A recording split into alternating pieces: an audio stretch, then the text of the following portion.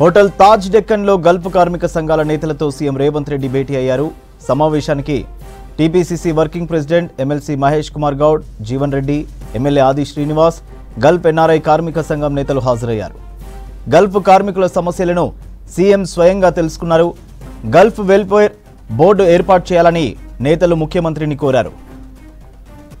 Details రాజు అందిస్తారు. రాజు, Gulf బాధితులతో CM meeting సంబంధించి updates ఏంటి?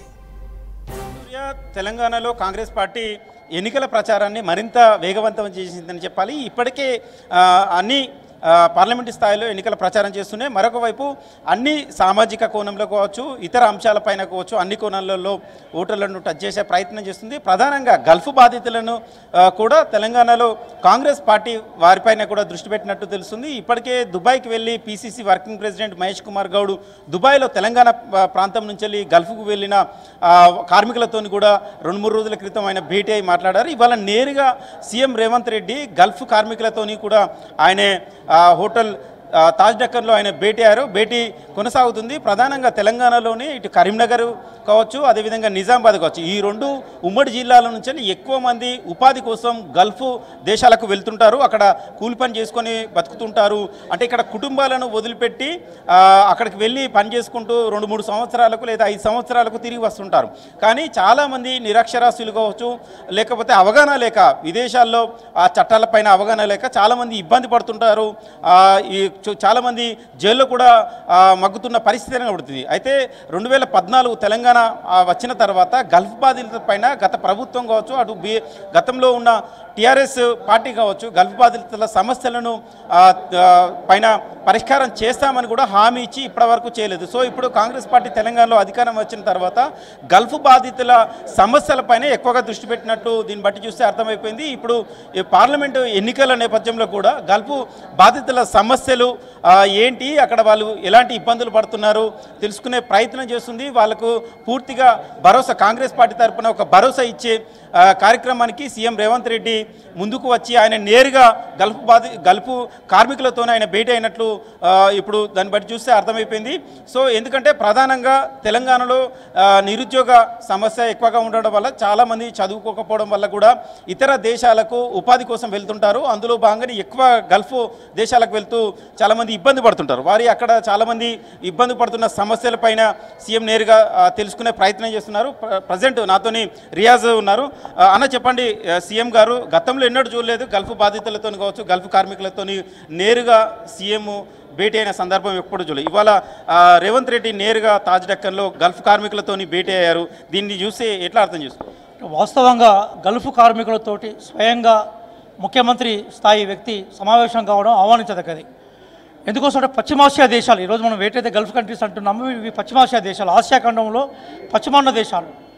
వాళ్ళ దగ్గర పెట్రోల్కి సంబంధించిన, గ్యాస్ నిల్వలకు సంబంధించిన అనేక డిస్కవరీస్, ఆవిష్కరణ జరిగిన తర్వాత మానవ వనరుల కొరత ఉన్నది.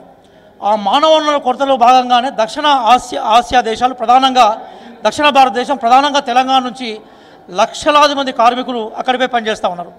అయితే ఈ లక్షలాది మంది కార్మికులు గల్ఫ్ దేశాలకు పోతూ ఉన్నప్పుడు ఆల్రెడీ ఏవైతే చట్టం దృష్టిలో కానీ లేదా ప్రభుత్వం దృష్టిలో కానీ గుర్తించబడ్డ సంస్థల నుంచి అక్కడికి పోయిన వాళ్ళకి కొన్ని సౌకర్యాలు కల్పించబడుతూ ఉంటాయి, వాళ్ళకి సంబంధించిన సాధక బాధకాలు తీర్చబడుతూ ఉంటాయి.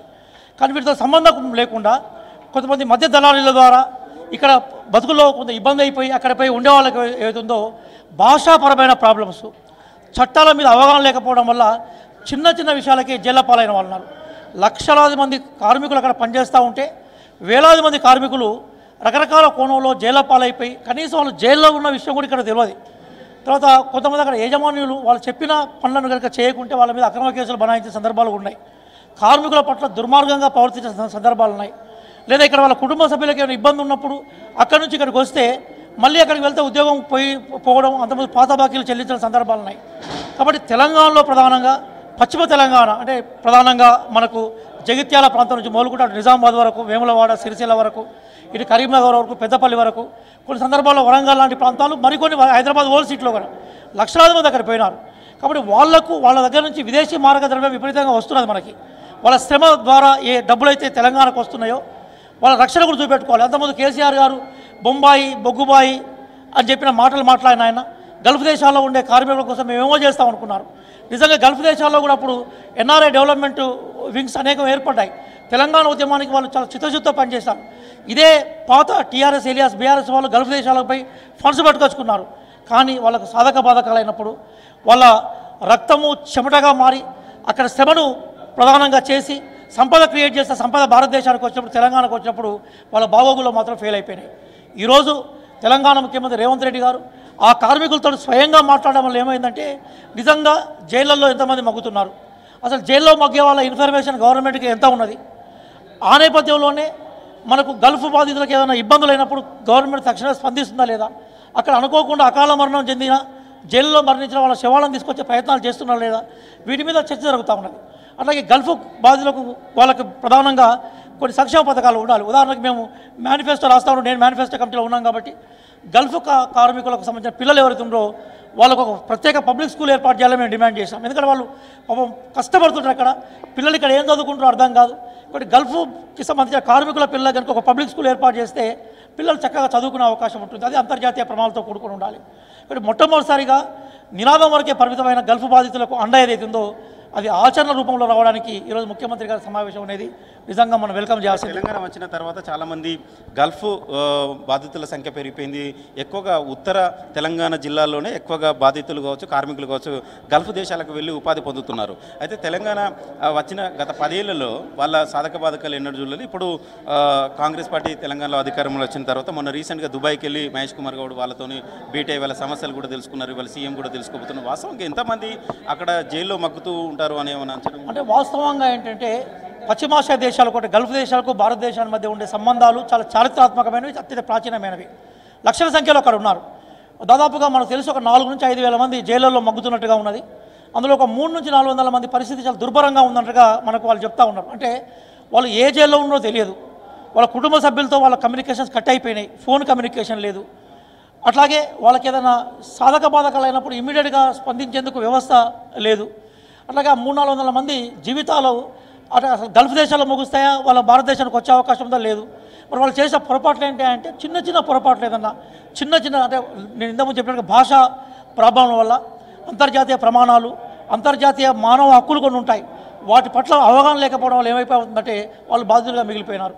అంటే బాధితులుగా మిగిలిపోవడాన్ని ఎవరు ఆశించాం. ఎందుకోసం అంటే గ్లోబలైజేషన్ ఫినామినాలో మనం అంతర్జాతీయంగా మనం ఈరోజు ఉన్నప్పుడు మనకు వెస్టర్న్ కంట్రీస్ కూడా పోతున్నారు. అమెరికా, కెనడా లాంటి కంట్రీస్ పోతే అక్కడ కొంత సేఫ్ కనపడతా ఉంది. కానీ ఎప్పుడైతే గల్ఫ్కి వచ్చిందో వాళ్ళు ఇబ్బంది పడుతున్నారు. ఈరోజు ప్రభుత్వం వాళ్ళతో చర్చలు చేయడం అనేది నిజంగా తెలంగాణ సమాజం అంతా హర్షించదగ్గ. ఓకే, ఇది మొత్తానికి సూర్య కాంగ్రెస్ పార్టీ అయితే వరుసగా గల్ఫ్ బాధితులు కావచ్చు, గల్ఫ్ కార్మికులతోనైతే సమావేశాలు నిర్వహిస్తున్న పరిస్థితి కనబడుతుంది. ఇప్పటికే పీసీసీ వర్కింగ్ ప్రెసిడెంట్గా ఉన్న మహేష్ కుమార్ గౌడ్ 2 రోజుల క్రితం దుబాయ్కి వెళ్ళి అక్కడ గల్ఫ్ కార్మికులతోని సమావేశమయ్యారు. అక్కడ వాళ్ళు పడుతున్న ఇబ్బందులు కావచ్చు అవన్నీ తెలుసుకున్నారు. తెలంగాణలో కాంగ్రెస్ పార్టీ అధికారంలోకి వచ్చింది, వారి సమస్యలను పరిష్కరిస్తుందని కూడా హామీ ఇవ్వడం జరిగింది. ఇవాళ రేవంత్ రెడ్డి తాజ్ డెక్కన్లో స్వయంగా ఆయననే గల్ఫ్ బాధితులతో కావచ్చు, గల్ఫ్ కార్మికుల సమస్యలపైన తెలుసుకునే ప్రయత్నం చేస్తున్నారు. వాళ్ళ కుటుంబాలకు అండగా ఉంటామని కూడా ఆయన భరోసా ఇస్తున్న పరిస్థితి కనబడుతుంది. సూర్య, రైట్, థ్యాంక్ యూ రాజు.